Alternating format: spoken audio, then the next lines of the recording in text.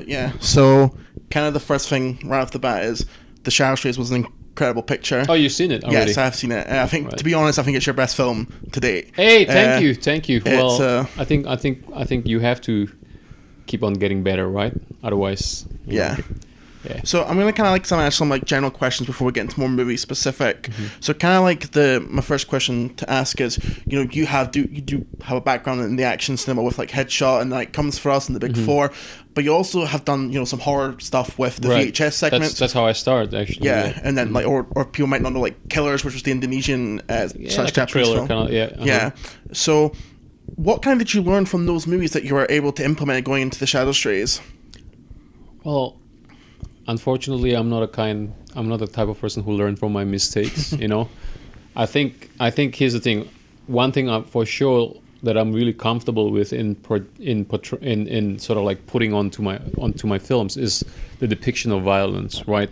By now, I'm kind of almost too familiar with it. It's weird that I have this I kind of become, in a sense, almost desensitized by the kind of creativity in violence. So I think when it comes to The Shadow Strays, I'm not trying to portray it in a different way, but like I'm trying to make it so that the beat of the violence that happens in the Shadow Strays also sort of go hand to hand with the emotional beats. Mm-hmm. And I think that's very important for me to sort of do, because like at the end of the day, I don't want people coming out of like the Shadow Strays end up saying, wow, this is a very gory, violent horror action movie. I mean, that's all good and stuff, but like beyond that, I want people to sort of say like, well, I hope people get to know that this is not only a film about violence. This is also a film about a longing to be relatable, a longing to be loved, mm-hmm. a longing to be relying on someone else, or also about parenthood. Like I think those themes really kind of like go hand in hand with the violence depicted on the screen. Mm-hmm. And if people can see that, then I feel like my mission has succeeded, and that means I have gone beyond what I did before. Yeah. So yeah. Yeah, and like some more general stuff, it's like, so, The Shadow Strays is having its world premiere at the Toronto International Film Festival, especially like the more Midnight Madness with like... Right, which is great. Which is known for being probably more rowdier crowds than your typical screening. Mm-hmm. So, kind of, what is that like to premiere your movie at Toronto, and, and especially in that more Midnight Madness time slot?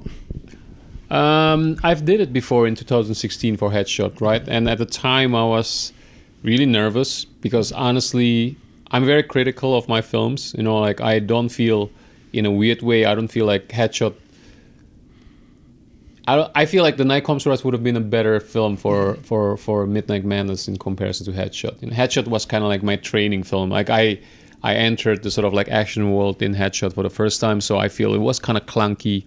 It was kind of a little bit of amateurish, for the lack of a better word, But at the time, I realized like, wow, even with all the flaws, like the Midnight Madness audience still sort of like managed to enjoy and having a blast with the film.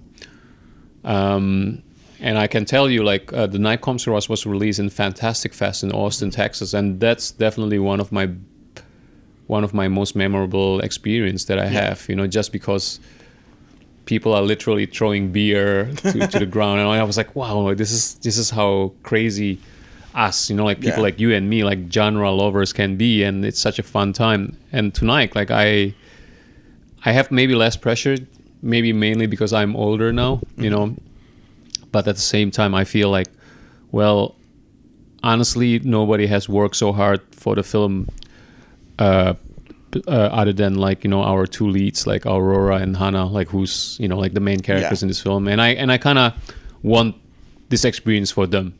I'll just be that guy who's sitting in the background, like, and just like, all right, well, people enjoy it, that's great. Yeah. And kind of tying into that, it's like, what do you hope people take away from like The Shadow Strays at the end of the day when the credits roll? What do you hope that the key takeaway that people take from it is? Well, the key takeaway, I hope people, amongst many things, like I hope people kind of not, like a lot of people tend to be not a lot, but like there's some people from the genre world that sometimes having this sort of mentality of being defensive towards like female-led action film, and I don't really get that. Where is that coming from? I think when it comes to violence, it's genderless. Like everybody's capable of violence. You give a toddler, like a little toddler, a knife, he or she bound to sort of like stab something, right? And I feel like I want people to sort of acknowledge that, a great action movie is not about like what's the gender of the guy or the person who holds the knife or the gun. It's about, it's about like the creativity and the effort behind it. And in this case, like, especially if I'm talking about Aurora, like our lead who plays 13. Yeah. She, I asked for her 100% and she gave 120, and that really hopefully reflects on the film. So tying into like Aurora, because like she's the main lead, and from what I've gathered from the quick research, she's never really done this type of film, like a intense action film before. So especially for you as the director, how do you approach her, and like how do you make sure that she can feel comfortable and make a safe environment for when she's doing some of these intense action scenes? Right. Well, I think here's the thing. We are doing things that I feel like in the Hollywood environment we wouldn't be able to do, just because there's a huge separation between, like what's considered safe and what's considered dangerous, what's considered ethical, and all that stuff. But like I'm not saying like what we are doing is unethical, but like I did mention from Aurora from the beginning. Aurora, like this is going to be probably the hardest thing that you have ever done, and it'll, in a sense, break your spirit just because the sheer amount of training that you have to do. It's not only physical, but like also how do you get into the psyche of this character, right? Like how do you get into the psyche of a character who's essentially almost like a lonely baby Frankenstein, and that process can be very alienating for her. But like here's the thing. I feel sometimes youth is not wasted on the young. So what I'm trying to say is she has this indomitable spirit, like she has this unbreakable spirit. Like I remember, like this is what her schedule consists: 7 a.m. to 9 a.m. physical training, 9 a.m. to 2 p.m. choreography training, 2:30 p.m. to 6 p.m. reading her the dramatic sort of like like readings and all that stuff. And she did that for like 3 months in a row, and by the time we are shooting, she's still trying to find her footing, but like by the time we reach our 3rd week, she suddenly becomes this character that I don't recognize anymore. Like, wow, Aurora, the girl, is gone. Like now I only see 13, and that pays off. Sometimes being methodical in this sort of character pays off. Yeah, and you bring up like kind of like the physical training aspects of it. So I kind of want to tie into that because there's different approaches with action. So what approach do you take? Do you take more of like the pre-visualization, it's all done beforehand, or you do more what people could say like the Hong Kong style where it's more improvised on set? What's kind of like your approach? So we do both. So basically, we do kind of like stick to a specific previs that we have. But sometimes here's the thing: previs can be deceiving because when we shoot a previs, you are not considering the environment and the wake of the camera and the condition of the actor at the time, And in case of the Shadow Strays, there's so many. We pretty much previs all our action scenes, especially that warehouse.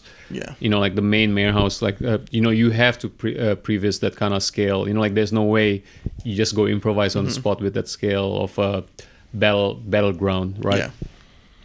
But like for example, without spoiling things, like for example, when she has to fight the hulking agent, right, Troika, the Russian agent, a lot of it end up being improvised just because when we realize when we are sticking to the previs, it doesn't always work. It just becomes stiff and somewhat like, so we kind of like, all right, how about we improvise? How about instead of like just killing him the normal way, we kind of have this sort of rapid rampage of her just going crazy with this like a screwdriver, so all those little things sometimes improvise on the set, you know, like, okay, let's have, like, what do we have? The prop. Okay, there's a screwdriver. Let's go for it then, you know? Yeah. So, yeah. And that's something that you notice a lot in the action for yourself. So there's a lot of like, I'll be a bit spoiler, but there's like a lot of setups that you do for eventual stuff that is going to happen. There's stuff like in the restaurant fight, you introduce the ticket where they put the tickets for the restaurant that leads into that. And then the one that you do later on is with the walk, and you said you turn the gas up on the walk. So what is it to you to sign like, how do you approach those scenes to have those big kills? Like, how do you lay those foundations so that the kills can be paid off in a really satisfying way to the audience? Well, that's the thing. Like, I mean, I think kills can become fun and satisfying. Maybe not fun. Satisfying is the right word. You're right. When people can sort of relate to the daily use of the specific tools that we imply here, right? I am a nerd, so in the end I try to sort of I'm trying to sort of apply all this sort of like genre sort of like things. For example, like we have the character Umbra with her nail bombs, right? Or like a night vision kill. Those are all fancy and cool, but like I don't think that sort of becomes relatable in the sense of like us leading our everyday life, while something like a wok and a frying oil inside of it.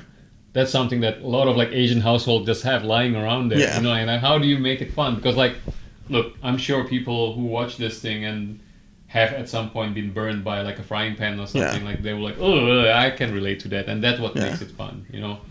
Like same, like, you know, like stepping on a nail. That's like very relatable, you know. Yeah, because you bring up the relatability, because like, luckily, like, never seen someone being shot before. Right, so, like, right. But like, like you said, that relatability of like the oil, like I've burnt myself in the hot stuff. It's like, and like, you can either picture how it's gonna look before it happens, sort of thing. It's like, like this can be fucked up in a way. Right. And that's what makes it satisfying, like you said. Yeah. Like I do feel you have the advantage of doing that when you really learn your environment, your battleground. Oh, okay, well, let's do this instead of having too much of a over the top sort of like explosion or something. Yeah. You know? And kind of like, the action is storytelling. You've brought up how you incorporate like action, and I think that the opening set piece in Japan is like one of the best openings in a long time, and it's a really good tone setter for the entire film. Thank you. So how do you approach that from like a writing perspective? Because you do also write the movie to incorporate action into the storytelling. Okay, sorry, what's the question? Like, so like, how do you incorporate, like, because like, action is a form of storytelling, so how do you, when you write down the script, how do you write that into the script, like what the action's going to be, or is it just like you write like an action scene occurs? How do you incorporate action? I do start from the action scene first. Like, for example, ever since the Night Comes for Us days, like I've had this sort of like wanting to do a Yakuza scene, right? But you can't apply that in Night Comes for Us because it doesn't fit the environment, it doesn't fit the world. Because the Night Comes for Us is more about triads and all that whatnot, you know. But like in the Shadow Strays, I have the chance because like essentially I am making a film about female assassins who dress like ninjas. Yeah. Now the question will be then, how do you sort of apply that in the Yakuza world and sort of not being too overly serious about it, because obviously that's all like very sort of like tropey in the genre action world, right? So little stuff like, for example, writing a line where the Yakuza mob boss is like saying, "Ninjas are coming to get me. Are you fucking crazy?" Right? Like, and then the irony is like these Japanese guys are killed by ninjas who are not even Japanese. Yeah. You know, like, so it's all those kind of like fun machinations that you can apply to your script. You know, and I agree, like, because I need to set up the world that they're living straight away, and I think maybe it's kind of harder for you to relate, but like I think maybe hopefully for like Asian audience, like it feels very straight away striking, because like, oh, we have these Japanese characters and they're being killed by someone who dress up like ninjas, but they're not Japanese, they're Indonesian, you know. Yeah. But yet these Indonesian character, at least for one of them, she speaks Japanese fluently. So that's sort of like already explained the world. Oh, okay. So I guess they are an organization that runs within the within the sort of like almost like this sort of like international sort of like environment, right? Yeah.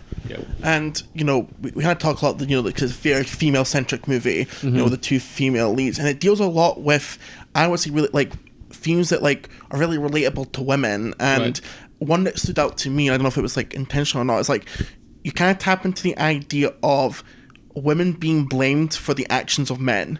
Which is prevalent throughout the kind of the film, in my opinion. There's subplots there. Yeah, like there's a thorough line there. And then even there, like with the whole, you mentioned like the guardianship, like kind of that motherly like figure. How was that? Because you are a male director and writer. How was that trying to write more female-centric ideas and how to and make sure you showcase those properly? Well, I will simply. Here's the thing. Like I work with a very talented producer, Anna, like like she's around, she'll be there, and I think she's definitely a good sort of like, for the lack of a better word, story checker for me. Because like I do realize I'm a male writing female characters, but like I don't sort of like lay in heavily with the with the feminist angle or anything like that, because like I'm not interested in telling that story. I'm interested in telling these are violent characters who happen to be female, instead of like pushing on like, oh, because they are female they react this way. It could be also about a story about a fatherhood if you swap the gender, right? And like Anna, my producer, like she's obviously a woman, like, and I asked like, hey, what do you think? Like, would this sort of make sense if you are a person who has killed so many people but still have this specific feeling for somebody who you train? This sort of makes sense, right? And she said like, I mean that's universal, So I think my hope, what I'm trying to say is like, my hope is when male audience watch this, they don't become straight away defensive. Oh shit, this is such a female thing, like, because I don't think that's the point. I think the point is these are violent characters who has the need to rely or to be relied on, and the movie, it's essentially about that, like longing for connections, and I think that's a universal thing. Even like, here's the thing, you see in the film, even our villain character has that longing, right? Like, even as a son of a corrupt politician, he wants to be approved by his father, like he's seeking for that approval from his father. And his father sees that and kind of manipulates him into become like this son on a short leash, So yeah, I guess regardless the female or male of it all, like I hope that sort of like speaks. Okay. And kind of like my last question, to kind of tie all of everything back together, especially because you're very active on Twitter and you kind of recommend and showcase the love of cinema, whatever you like, with the Big Four, where you talked about it was inspired by like Stephen Chow's stuff. So right. For your perspective, because hopefully people like me come out and love The Shadow Strays, what films would you think you would recommend for people who loved your movie to check out? Well, shit, like it's really hard because like the films that I like, it's really, really different from my kind of film. But like for example, I just spoke before about it actually. Rebel Ridge, for example, that's from a filmmaker that I really admire, Jeremy Saulnier, who's look. There's a lot of ways to describe Jeremy, but like I think he's a genius. Like he did this film, The Green Room. I think you see. Maybe have you seen this film? Is that the Patrick Stewart? Yeah. The Nazi one. Skinheads. Yeah. It's an amazing, incredible film that still sticks to my head, in my mind even until now. And here's the thing with Jeremy, he's a filmmaker that always tries to evolve when it comes to his idea of violence, his idea of what society is. And actually, if you watch Rebel Ridge, it's weird that there's a really sort of like anti-violence message behind it. It's almost like a pacifist Rambo, and I like that in him. Like I'm not saying like I'm comparing my movies to him, because obviously we are very different filmmakers, but because like the films that I make are so specific, I try to sort of enjoy films that are so different than mine. So yeah, and man, like if we have time to talk, I always say like my favorite films are not even like violent films. I love Akira Kurosawa's like dreams and all that stuff. Like I love those sort of very warm films. I love films about family. Yeah. So yeah. But no, thank you so much for speaking to me. It's an absolute Thank pleasure. you.